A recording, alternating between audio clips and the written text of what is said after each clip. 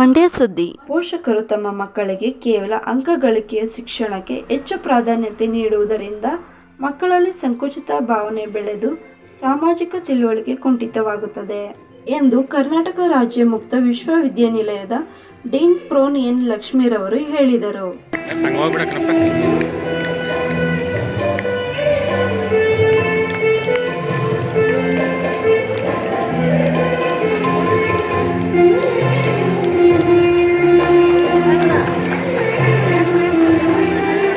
ಬಗ್ಗೆ ನನಗೆ ಬಹಳ, ನಾನು ಮಂಡ್ಯ ಸೊಸೆ, ನಾನು ಸ್ವರ್ಣ ಸಂದರ್ಭದವಳೆ. ಈಗ ತಾನೇ ಅವರು ಹೇಳ್ತಾ ಇದ್ರು, ನಾನು ನೆಕ್ಸ್ಟ್ ಅಂಗವಿಕಲರ ಇಲ್ಲಿ ಒಂದು ಸ್ಕೂಲ್ ಇದೆ, ಅದರ ಪಕ್ಕದಲ್ಲೇ ನಮ್ಮ ಮನೆ.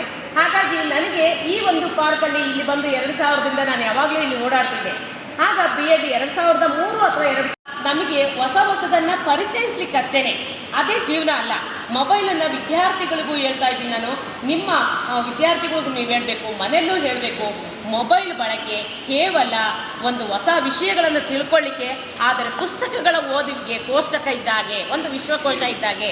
ನೀವು ಪುಸ್ತಕಗಳನ್ನು ಓದಿ, ಪುಸ್ತಕಗಳಿಂದ ಮಾತ್ರ ಜ್ಞಾನ ದೊರೆಯುತ್ತೆ ವಿನಃ ನೀವು ಮೊಬೈಲ್ಗಳಿಂದ ಪಡೀಲಿಕ್ಕೆ ಸಾಧ್ಯ ಆಗಲ್ಲ ಮಕ್ಕಳ.